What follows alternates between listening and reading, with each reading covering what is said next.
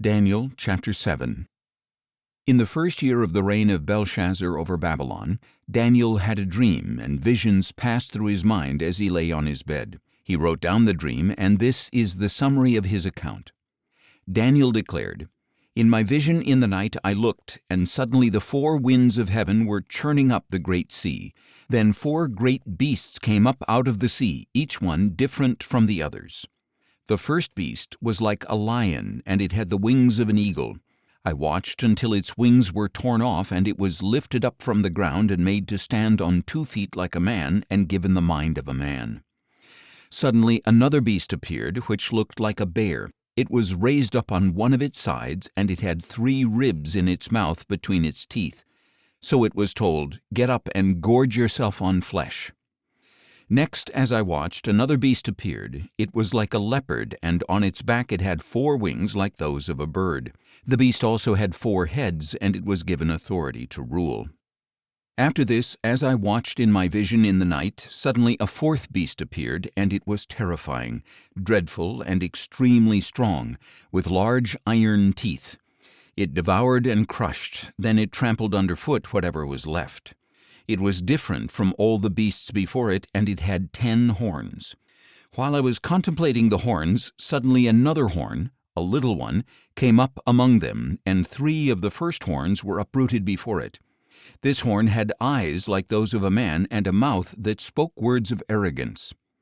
As I continued to watch, thrones were set in place, and the Ancient of Days took his seat. His clothing was white as snow, and the hair of his head was like pure wool. His throne was flaming with fire, and its wheels were all ablaze. A river of fire was flowing, coming out from his presence. Thousands upon thousands attended him, and myriads upon myriads stood before him. The court was convened, and the books were opened.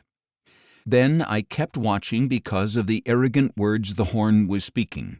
As I continued to watch, the beast was slain, and its body was destroyed and thrown into the blazing fire.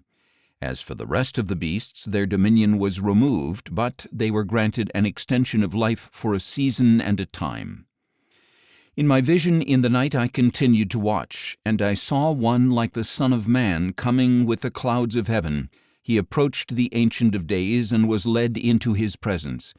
And he was given dominion, glory, and kingship, that the people of every nation and language should serve him. His dominion is an everlasting dominion that will not pass away, and his kingdom is one that will never be destroyed. I, Daniel, was grieved in my spirit, and the visions in my mind alarmed me. I approached one of those who were standing there, and I asked him the true meaning of all this. So he told me the interpretation of these things.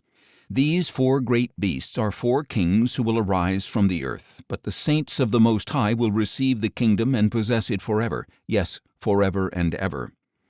Then I wanted to know the true meaning of the 4th beast, which was different from all the others, extremely terrifying, devouring and crushing with iron teeth and bronze claws, then trampling underfoot whatever was left.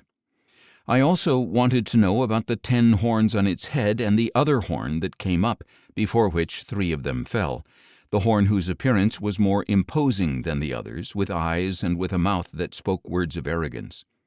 As I watched, this horn was waging war against the saints and prevailing against them, until the Ancient of Days arrived and pronounced judgment in favor of the saints of the Most High, and the time came for them to possess the kingdom.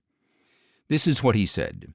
The 4th beast is a 4th kingdom that will appear on the earth, different from all the other kingdoms, and it will devour the whole earth, trample it down, and crush it. And the 10 horns are 10 kings who will rise from this kingdom. After them another king, different from the earlier ones, will rise and subdue 3 kings.